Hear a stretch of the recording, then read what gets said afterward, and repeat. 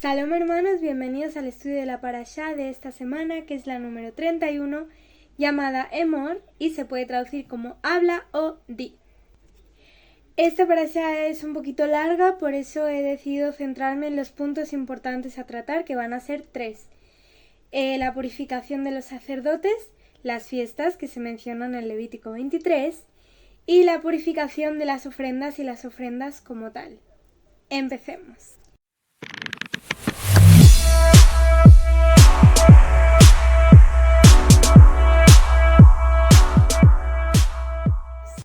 Sabemos que cuando el Señor empieza diciendo haz, ordena, di a los hijos de, va a ser, por ende, una ordenanza y por ende un mandamiento que hay que cumplir. Desde el versículo 1 hasta el versículo 15 nos va a hablar de la importancia de la santificación de los sacerdotes, porque eran mucho más importantes, por así decirlo, que la misma gente del pueblo, que también lo era, pero un sacerdote al final era el que iba a entrar más profundamente en la presencia del Elohim y el que tenía que estar más purificado. En el mismo capítulo 21, versículo 4, podemos ver que nos indica: no se contaminarán como cualquiera de su pueblo. Esto se lo indicaba directamente a los sacerdotes, porque dentro de su pueblo tenían un rango mayor de santidad. En el mismo capítulo 21, versículo 4, indica: no se contaminarán como cualquiera de su pueblo. Esto iba dirigido a los sacerdotes y a Aarón, ya que en ese tiempo se acercaban las fiestas y el sumo sacerdote tenía que tener una santidad mayor, como hemos mencionado anteriormente, pero los hijos de Aarón murieron. Entonces nosotros a día de hoy conocemos que cuando un familiar muere, pues tenemos que ir a enterrarlo o a darle un velorio. Pero para Yahweh los cuerpos muertos, tanto de personas como de reptiles como de cualquier animal, era una cosa inmunda. Y como podemos entender, los sacerdotes y una persona del pueblo ya podía ser inmunda solo con estar cerca de ese cuerpo muerto. Imagínate un sacerdote, no podía ni pensar en eso. Entonces, ¿cómo le vas a decir a un padre que se le mueren sus hijos que no derrame ni una sola lágrima porque tiene que ser kadosh, tiene que ser puro, tiene que ser santo? Sabemos que la palabra kadosh y santo significa apartado. O sea, tenía que ser, por así decirlo, especial para Yahweh. Pero se le habían muerto los hijos y no podía hacerle ni un entierro, porque además estaban cerca de una fiesta. Necesitaba, si ya de por sí tenía que ser santo, ya con la fiesta a la vuelta de la esquina, ya mucho más todavía. Entonces Yahweh nos enfatiza en que no nos dejemos llevar por las emociones, porque nos pueden afectar a nuestro estado de ánimo. Y Aarón en ese entonces era sumo sacerdote y se encargaba de las ofrendas. Sabemos también por otras parashás que las ofrendas había que darlas con un corazón alegre, con un corazón dispuesto. Aarón no estaba en ese momento para tener un corazón alegre, pero aún así tenía que hacerlo. Hay que tomar ejemplo de Aarón, que no se dejó llevar por las emociones. Bien, pasemos al siguiente punto, que son las ofrendas. Ya sabemos lo que es una ofrenda y ya sabemos cómo hay que dar una ofrenda y los tipos de ofrendas. Yo misma lo hablé en una parashá anterior. Pero en el mismo Levítico 22, versículo 3, nos habla de que todo varón que se acercase a lo sagrado de Yahweh con inmundicia para dar una ofrenda o ya de por sí al tabernáculo, iba a ser apartado. Vamos a subrayar esta palabra, la palabra apartado, porque han habido muchas traducciones y se puede entender de muchas formas, pero ¿cuál es el verdadero significado?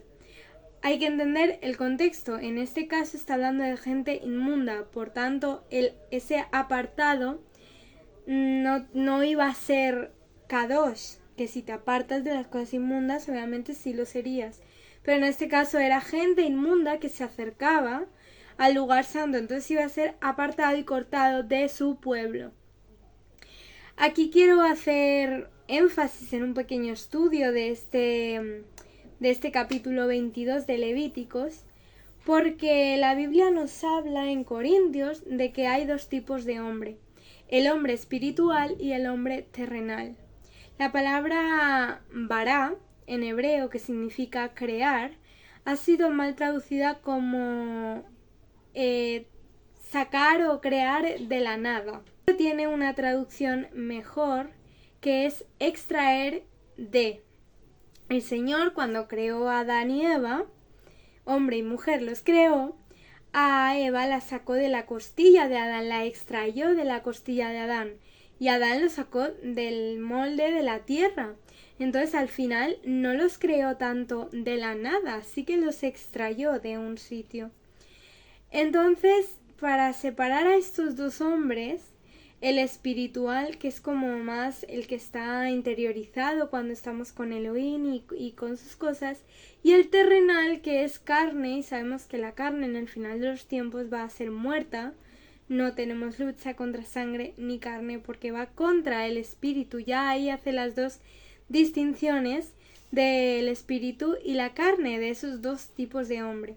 Cuando estas personas leprosas o inmundas se acercaban a las cosas de Yahweh, tuvieran la intención que tuviesen, sabemos ya que los sacerdotes no podían ni pensar en cosas inmundas, pues un pueblerino inmundo con lepra, aunque suene malo, como cruel, pero era así, el pueblo tenía que ser santo, por ende esa gente no podía acercarse así como así, a dar una ofrenda, que además era algo tan importante, está todo relacionado.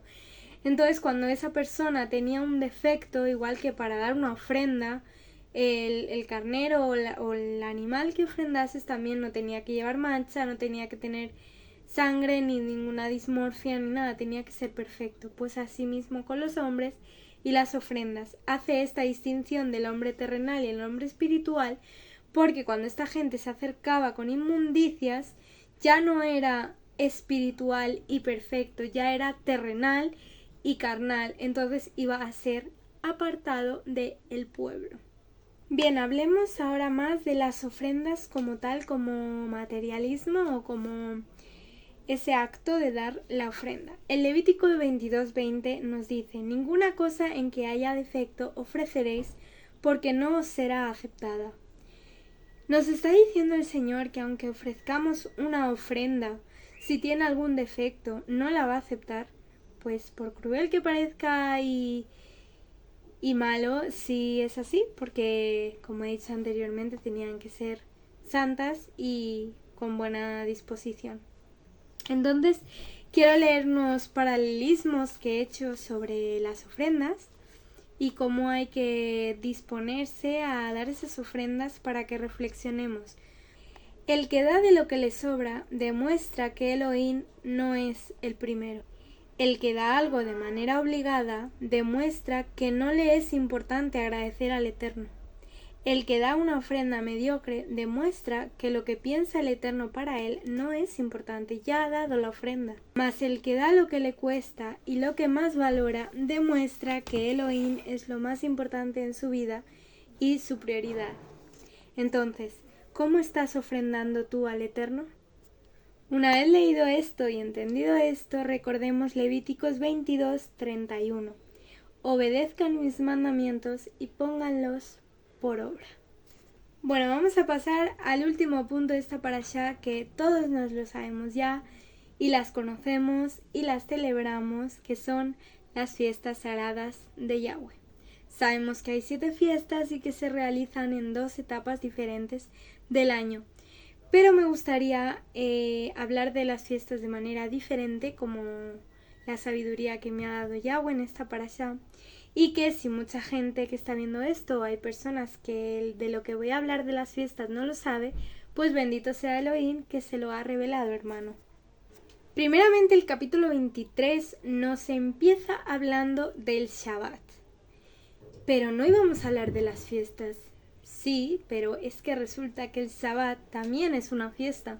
Es una convocatoria santa que bien no se hace una celebración muy grande o muy por lo alto, es más una cosa familiar, reunión, más personal con la familia y con el Eterno. Pero al final sigue siendo una fiesta, no como la conocemos en el mundo, pero sí sigue siendo una fiesta y es importante tenerlo en cuenta para tomárnoslo con la seriedad que de verdad tiene el Shabbat, que es un día de reposo. Pero ahora bien, hablemos de este nuevo tema de las fiestas que estudié y es que resulta, bueno, en esta imagen de aquí podemos ver que las 7 fiestas están relacionadas entre sí, una con las otras. Sukkot representa hogar, representa familia, representa protección y curiosamente, al igual que Pesaj, porque Pesaj sabemos que era la Pascua y que el pueblo de Israel se resguardó en sus casas pintando los marcos de sus puertas para protegerse dentro de esas casas que estaban protegidas, valga la redundancia, con esa sangre en los marcos. Pues Sukkot, si nos paramos a mirar, es más de lo mismo. Es una suca donde nos metemos durante días para habitar ahí y estar protegidos. Tiene su correlación, ¿no? Pues al igual pasa con el resto de las fiestas. Hamatzot, panes sin levadura, tiene relación con Yom Kippur. ¿Por qué? Porque Yom Kippur era el día de la expiación y sabemos que en Hamatzot es el día de los panes sin levadura y hay que sacar toda la levadura y toda la inmundicia, de nuevo lo recalca, de nuestras casas. En Yom Kippur esa liberación del pecado podía ser el mismo Yeshua, la misma expiación del Cordero. Bikurín, Omer Reshit, donde estamos ahora parados contando vuestros días, nuestros días, para traer al corazón sabiduría. ¿Con cuál puede estar relacionada? Pues está relacionada con Yom Teruah, el día de las trompetas. Y es que si te paras a pensar tiene sentido, porque hay un versículo que dice: mis ovejas oyen mi voz y me siguen. Y en Yom Teruah oímos una trompeta y lo seguimos. Pero claro, lo siguieron hacia la tierra prometida. Y en Bikurín, en Omer, vamos contando los días hasta llegar a Shavuot, llegamos a un destino. Entonces tiene su correlación también, ¿no? Entonces, hasta aquí ha llegado la parashá. Les dejo esa pequeña reflexión del final. Espero que el Señor les haya dado un nuevo entendimiento a los que tenían otro diferente de las fiestas. Y nos vemos en la próxima parashá. Shabbat Tov a todos. Shabbat Shalom.